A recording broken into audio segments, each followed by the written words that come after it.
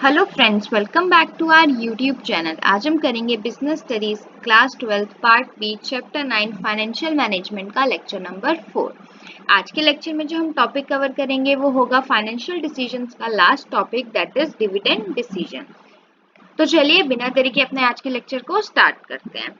Financial decision के तीन types होते हैं, investment decision, financing decision and dividend decision, जिसमें से हम इन्वेस्टमेंट और फाइनेंसिंग डिसीजन को ऑलरेडी कर चुके हैं।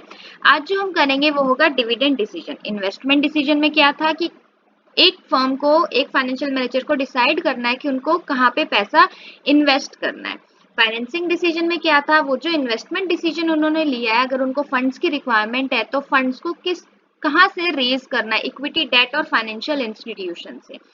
अब डिविडेंड डिसीजन में क्या आता है, जब बैंक क्या करता है, जब बैंक फाइनेंस रेज करता है तो ऑब्वियसली जिनसे वो पैसा लेगा, जिस सोर्स से वो फाइनेंस को रेज करेगा, उसमें उसको क्या मिलेगा, उसको उनको पेमेंट भी तो करनी पड़ेगी ना, डिविडेंड भी तो देना पड़ेगा। तो that is what dividend decisions is. तो आज हम ये टॉपिक कवर करेंगे। तो चलिए बिना देरी के अपने आज के लेक्चर को स्टार्ट करते हैं। Policies created for dividends are termed as dividend decision. वो पॉलिसीज जो किस लिए बनाई जाती है, डिविडेंड से रिलेटेड डिसीजन को लेने के लिए बनाई जाती है, उसको क्या कहते हैं, dividend decision. Financial manager has to decide whether the company should distribute all its profit और retain that.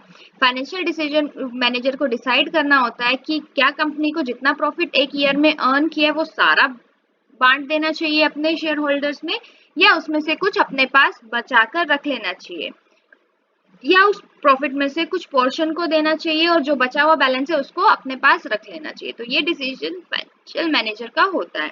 Many companies retain a portion of their profits and reinvest the same in the business for growth and expansion. कुछ companies या mostly companies क्या करती हैं, अपने profit के कुछ portion को अपने पास रख लेती हैं, रिटेन कर लेती हैं, बाकी के पोर्शन को डिस्ट्रीब्यूट कर देती हैं ताकि वो अपने बिजनेस को और ग्रो कर सकें। The dividend policy of the company should lead to the maximization of the market value per share. जितनी अच्छी डिविडेंड डिसीजन होगी ना, जितना अच्छी डिविडेंड पॉलिसी होगी एक ऑर्गेनाइजेशन की, उतनी ही अच्छी उसके शेयर्स की वैल्यू होगी मार्केट में। तो ये होता है हमारा डिविडेंड डिसीजन। कौन कौन से फैक्टर्स डिविडेंड डिसीजन को अफेक्ट करते हैं? पहला होता है करंट अर्निंग,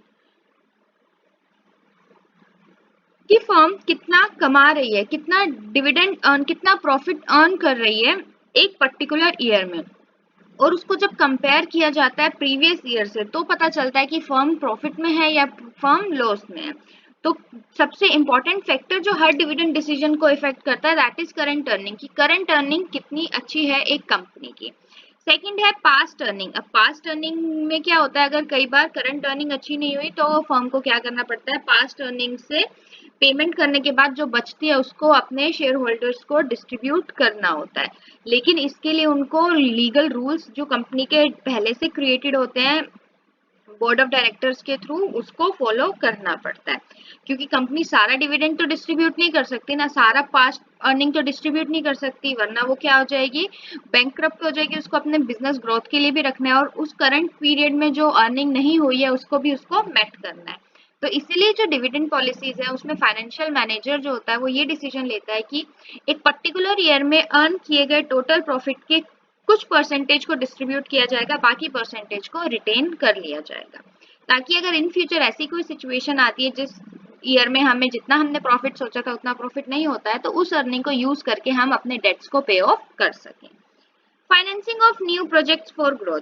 हर कंपनी के पास दो सोर्स होते हैं, इंटरनल और external. Retention of earning is an internal source. Retention of earning मतलब जितना प्रॉफिट उन्होंने कमाया उसमें से कुछ प्रोपोर्शन को रख लेना। Which is the cheapest source of financing. और ये क्या है, सबसे चीपेस्ट सोर्स है फाइनेंसिंग का। जब कंपनी को कोई एडिशनल कैपिटल की जरूरत होती है अपने ग्रोथ एंड एक्सपेंशन के लिए, वो अपने they can retain their profit and distribute less dividend.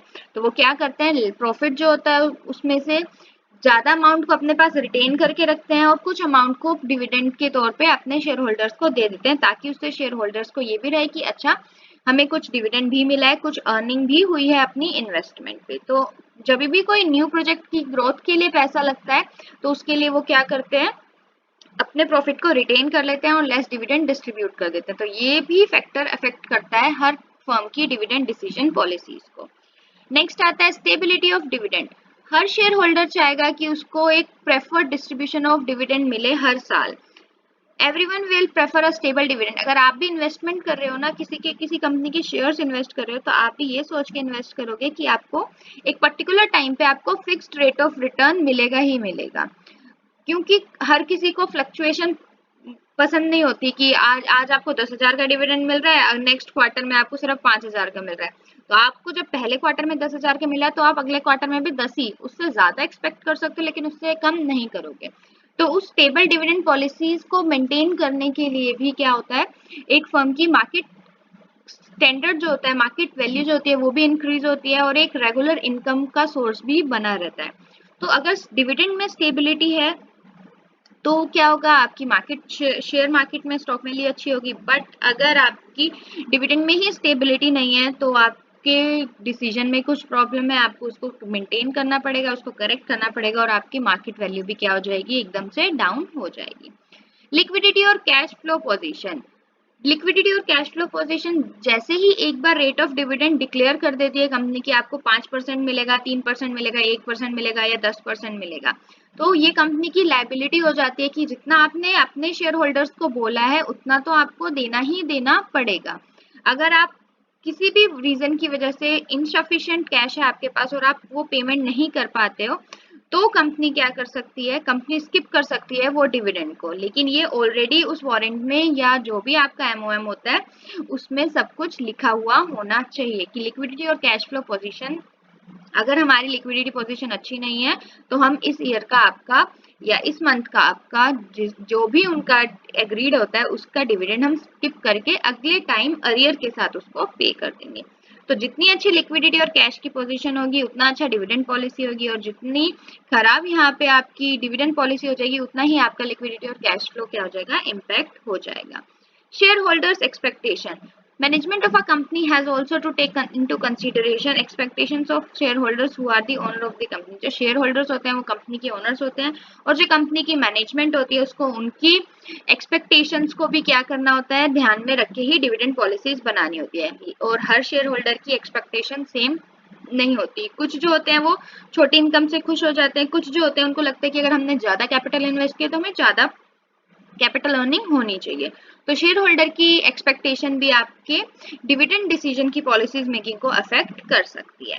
Stock market consideration. Every financial manager has to keep stock market in mind. जब भी कोई फाइनेंशियल मैनेजर कोई डिविडेंड पॉलिसी क्रिएट कर रहा है तो सबसे पहले उसको जो चीज स्टडी करनी चाहिए ना, पर ईयर की उसकी कितनी इनकम हो रही है पास से, उसको उसका एक डाटा रिकॉर्ड रखना चाहिए। सेकंड, उसको स्टॉक मार्केट पे एक अच्छी नजर रखनी चाहिए कि स्टॉक मार्केट में क्या चल रहा है, स्टॉक के प्राइसेस, शेयर के प्राइसेस इंक्रीज हो रहे हैं, डिक्रीज हो रहे हैं, या पब्लिक का इंटरेस्ट किस में है।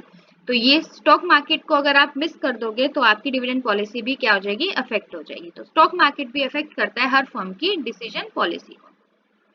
नेक्स्ट आता है इशू ऑफ फ्रेश कैपिटल। अगर एक कंपनी को फ्रेश कैपिटल रेज करनी है किसी पब्लिक इशू ऑफ शेयर से या डिबेंचर से, तो उसके चक्कर में उनको क्या करना पड़ेगा, हायर रेट ऑफ डिविडेंड भी देना पड़ेगा। और हायर रेट ऑफ डिविडेंड उनको कब मिलेगा, जब कैपिटल मार्केट में उनकी स्टॉक वैल्यू अच्छी होगी।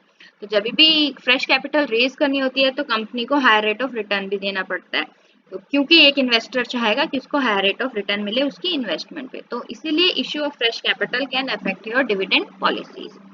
नेक्स्ट है इन्फ्लेशन। इन्फ्लेशन क्या होता है, जब किसी भी चीज का प्राइस तेजी से इंक्रीज होने लगता है, तो that is termed as inflation. एक कंपनी को अपने रिजर्व्स बचा के रखने चाहिए। अगर कोई इशू हो जाता है, इन फ्यूचर इन्फ्लेशन और आ जाता है, तो उनके पास इतना सफिशिएंट फंड्स हो कि वो उससे क्या कर सके, मेंटेन कर सके। पर महंगाई किसी के हाथ में नहीं है, किसी के रोके से नहीं रुकती है, तो इसीलिए कंपनी को वो रिजर्व्स होने चाहिए और उनको रिप्लेस कर देना चाहिए जो एसेट्स उनको डेप्रिशिएट कर रहे हैं और उनको ज्यादा चार्जेस लगवा रहे हैं। तो इसीलिए इन्फ्लेशन भी क्या करता है, आपके डिविडेंड पॉलिसीज को इम्पैक्ट करता है। तो आई होप आपको डिविडेंड डिसीजन का टॉपिक अच्छे से समझ में आ गया होगा। बट अगर आपको कोई डाउट है तो प्लीज आप मुझे कमेंट सेक्शन में कमेंट करके जरूर बताएं। हम अपने अगले लेक्चर में चैप्टर 9 का ही टॉपिक फाइनेंशियल प्लानिंग कवर करेंगे। Till then stay safe. Thank you for watching. Please like, share and subscribe our channel for more video.